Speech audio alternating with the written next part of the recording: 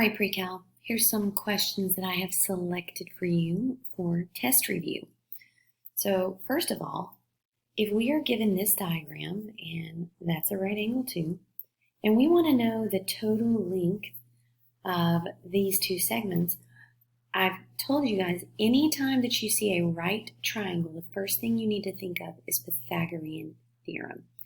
So why don't we call this side, just to make it easy on ourselves, let's call it P, and let's call this guy Q.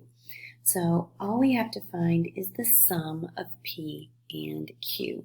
So here goes, using Pythagorean Theorem. P squared equals 9 squared plus x squared. Therefore, square root, P equals the square root of 81 plus x squared. There's P. Now let's go after Q. Q squared equals 10 squared plus 11 minus x squared. So Q squared equals 100 plus, we need to square this binomial. 11 squared is 121. 11 times negative x times 2, negative 22x, and negative x squared is plus x squared. Combine the like terms. Q squared equals 221 minus 22x plus x squared. Square root, Q equals the square root of 221 minus 22x plus x squared. And if we're after P plus Q, then the total length of these two line segments is simply going to be the square root of 81 plus x squared plus the square root of 221 minus 22x plus x squared. These are not like terms. They cannot go under the same radical. That's it. That's the simplified answer. That is the length of P plus Q in terms of x. Next, this was a very popular one that was asked about from the homework. So one thing I can do with this problem is remind you how to draw the graph of a square root function. Remember, a square root function does have a domain restriction. You would take whatever was underneath your radical and set it greater than or equal to 0 in order to get this lovely graph. Now we do have an a value out front. That leading coefficient of 2 is going to create a vertical stretch, which is why this is a little bit taller than normal. So here's your graph of y equals 2 square root x. So let's answer this question. Find the distance between point P, xy, on the function and 5, 0. Now, when it says point P, that is a generic way to say any point on the function. So if we're looking for any point on the function, how about we put it, right there? I have no idea what the coordinates of that point are. It is totally irrelevant, but here's what I know. I'm calling it point P. And if I'm calling it point P and its coordinates are x, y, think about this. If it's x, y, can we make a substitution? Yes, we know that y is 2 root x. So instead of just calling it x, y, why don't we use substitution and say, well, it's x 2 root x. We're just substituting in the function value for y. Now we're going to have everything in terms of x. So what are we going after here? We are looking for the distance between 5, 0 and point P. That's what we're looking for. So let's write the distance formula. D equals the square root of x1 minus x2 squared plus y1 minus y2 squared. So this can be x1, this can be y1, this will be x2, and this will be y2. So we're going to plug in these values into the distance formula, and we're going to have the distance from this point 5, 0 to this point P. And remember, this point P represents any point on the function, anywhere on the function. So distance is, so plugging in our values, x number 1 is 5, minus x number 2, which is x, plus y number 1 is 0, minus y number 2, which is 2 root x. And we're going to square both of those. So let's work our algebra muscles underneath the radical. 5 minus x, quantity squared, is 25 minus 10x plus x squared. If you need to write it out, no shame, write it out, but get it done correctly. 0 minus 2 root x is simply negative 2 root x. And when we square negative 2 root x, we are going to get 4x. Remember, when we square a square root, it undoes the square root. Now we just need to combine like terms underneath the radical, and we end up with, and I'm also going to put it in descending order, x squared, negative 10x plus 4, negative 6x plus 25. So this is the distance in terms of x. I'll go ahead and rewrite it with correct function notation. That's how that problem is done. Next, find and simplify the difference quotient given g of x equals negative 3x plus 5. Remember, the difference quotient, you need to know it. It's simply g of x plus h minus g of x all over h. That is your difference quotient. So simplifying the difference quotient is all a matter of just following rules for function notation. So g of x is negative 3x plus 5. So let's start plugging in. We're looking for g of x plus h. So that is going to be, and I'm going to put it in brackets, negative 3 times x plus h plus 5. So there's g of x plus h minus, put it in brackets, we can never overuse grouping symbols, minus g of x, so that's negative 3x plus 5, all over h. So that's what your work is going to look like. Now let's use order of operations and let's combine like terms. Distribute, and that is negative 3x minus 3h plus 5. And then we are going to go ahead and distribute that negative 1 and get plus 3x minus 5 all over h. Keep going, following order of operations. So there's nothing else that we can do inside of this bracket. So really, we can get rid of them now. So let's go for it. Let's highlight those like terms here.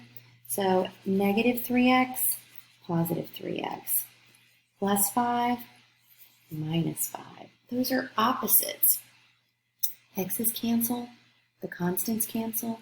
We end up with negative 3h over h, which will simplify all the way down to a final simplification of the difference quotient of simply negative 3. I'll be looking for all this work. I want to see you plugging in. I want to see what's happening. Next, find the average rate of change for the function j of x equals the cube root of 2 times x minus 5. Just reminding you that you should know that we should know how to graph a cube root function. So that is one of the parent graphs that we did look at.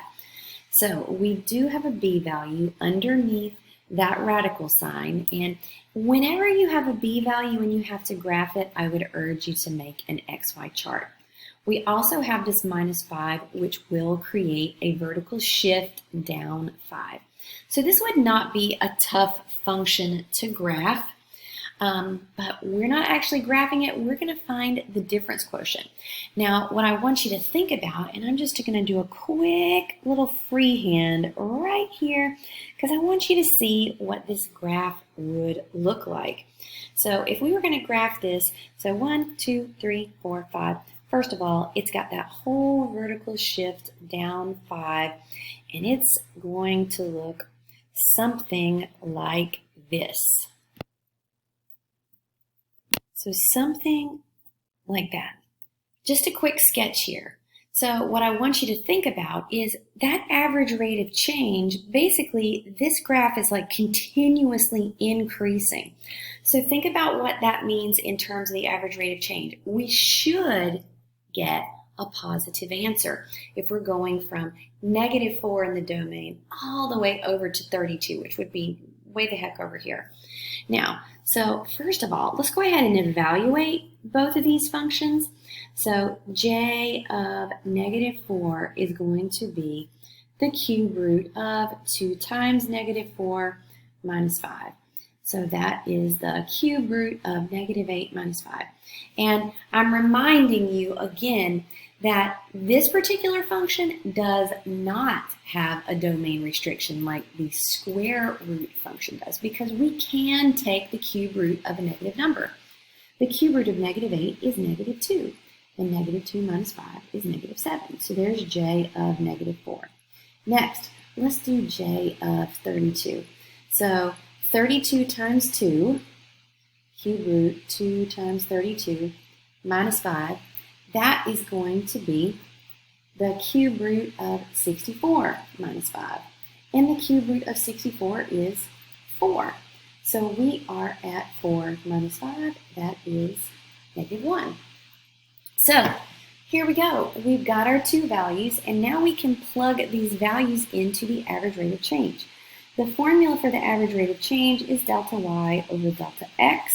So that is going to be, in this case, j of x number 1 minus j of x number 2 over x of 1 minus x of 2.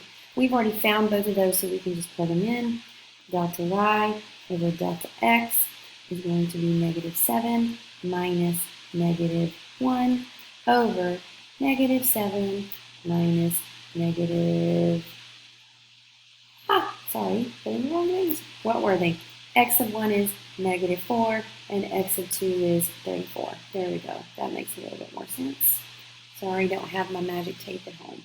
So, -7 plus 1 is -6, and -4 minus 32 is -36. And overall, just as we anticipated, we have a positive average rate of change of 1/6, which kind of makes sense because our graph is progressing at a rate about like that. And this number, remember, represents the slope of a secant line that would be passing through these 2 points. That's the average rate of change. Next, a manufacturer has a profits function of P of x equals 0.36x plus 12.9. In the model, x represents the number of years after 2010, and P represents the profit in millions. So we basically have to interpret what this model is telling us here. So first of all, A says, what is the slope and what does it represent? Well, consider what this line might look like if we were to graph 0.36x plus 12.9. So the slope here is 0.36. So the slope is 0.36 and it is positive. So if our slope is positive, then let's write a sentence, a whole sentence with capitals and punctuation. What is the slope and what does it represent? The slope is 0.36. This positive slope indicates that the company is making more money every year. Their profits are increasing every year. I want a full sentence describing what does it mean, what is it. Be sure to answer the question in a thorough manner. So, what's a reasonable domain for this function? So, yes, this is a polynomial function. Actually, it's a linear function. And if we were just talking about any linear function, we would know that the slope is all real numbers. But look at the context. In the model, X represents the number of years after 2010. P represents the profits in millions. So first of all, we're talking about whole years here. So, and we have to be a little bit general here because since we're talking about a reasonable domain, we definitely need our domain to just be integers because we're talking about whole years.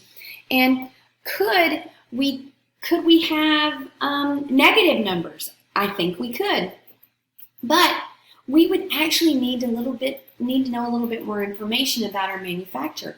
How long had it been in business? Because let's say that it started its business in 2000. If it started its business in 2000, then maybe we want years after 2010.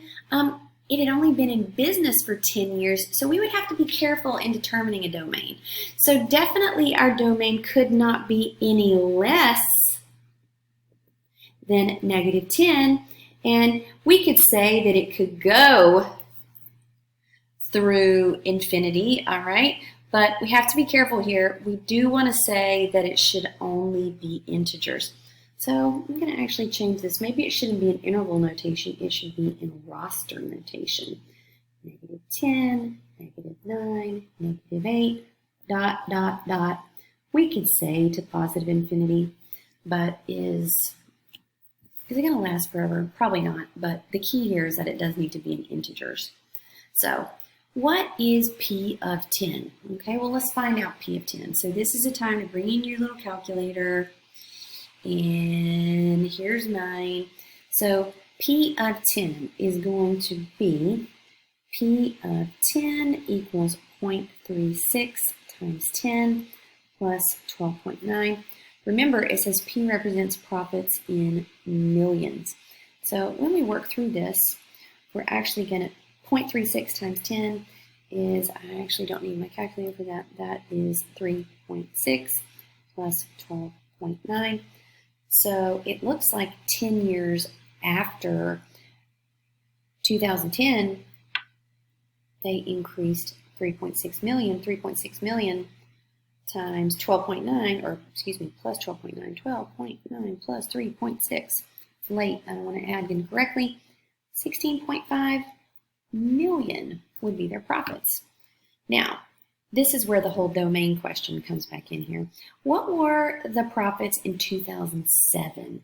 So if we can use that profit function to predict what it will be years after 2010, maybe we could even use it to go backwards and extrapolate what was it in 2007. Let's give it a shot. So 2007 would be years before 2010. It would be 3 years.